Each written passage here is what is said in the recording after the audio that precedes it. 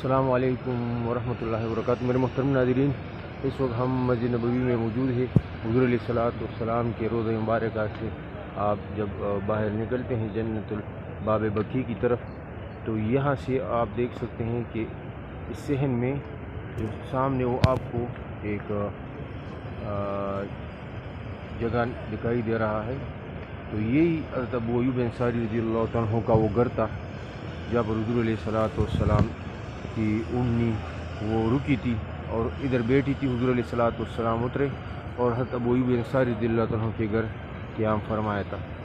تو یہ وہ مقام تھا جہاں حضور علیہ الصلوۃ والسلام کی اونی رکی تھی، اور پیغمبر علیہ الصلوۃ والسلام یہیں پر حضرت ابو ایوب انصاری کے گھر رکے تھے، اور پھر یہاں پر حضور علیہ الصلوۃ والسلام نے مسجد نبوی کے لیے زمین کا انتخاب فرمایا اور پسند فرمایا۔ تو یہ بھی حضرت ابو ایوب انصاری کے خاندان قبیلے کی تھی، اور 2-3 بچوں کی۔ تو پھر انہوں نے حضور علیہ الصلوۃ والسلام نے یہ زمین خریدی اور یہاں پر مسجد تعمیر فرمائی پہلی ہجری میں۔